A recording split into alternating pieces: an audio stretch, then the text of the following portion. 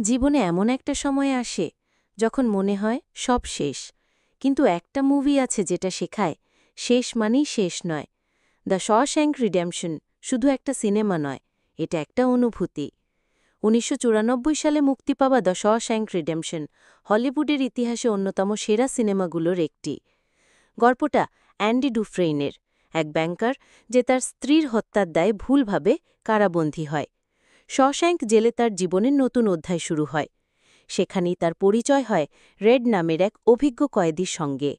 বন্ধুত্ব, সাহস, আশা আর মুক্তির এই গল্প ধীরে ধীরে আপনাকে ভাবিয়ে তুলবে। শশ্যাঙ্ক শুধু একটা জেলখানার গল্প নয়, এটা জীবনের গল্প। কিভাবে একটি মানুষ সব হারিয়ে ফেলেও নিজের আত্মবিশ্বাস আর আশা ধরে রাখে, সেটাই মূল বার্তা। এই সিনেমা আমাদের শেখায়, hope is a good thing, may be the best of things, and no good thing ever dies. যখন মনে হবে কেউ পাশে নেই, এই সিনেমার গল্প হয়তো আপনার পাশে থাকবে। টিম রবিন্সের শান্ত কিন্তু শক্তিশালী অভিনয় এবং মর্গ্যান ফ্রিম্যানের অসাধারণ ন্যারেশন মুভিটাকে অন্য এক মাত্রায় নিয়ে গেছে।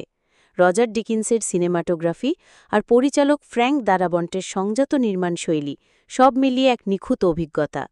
মুভির শেষ অংশটা এতটাই তৃপ্তিকর, আপনি একবার দেখলে হয়তো সারা জীবনের জন্য মনে রাখবেন। এই মুভির শেষ লাইনগুলো আমাদের হৃদয়ে আশার একটা আলো জ্বালায়।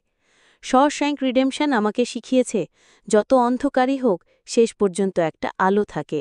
এটা এমন এক মুভি যার প্রতিটা মানুষকে একবার হলেও দেখা উচিত।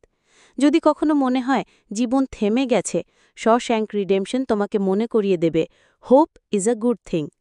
ভিডিও ভালো লাগলে লাইক দিও, কমেন্টে লিখো তুমি কবে দেখেছিলে এই মুভি, এবং হ্যাঁ, চ্যানেলটা সাবস্ক্রাইব করতে ভুলো না করো।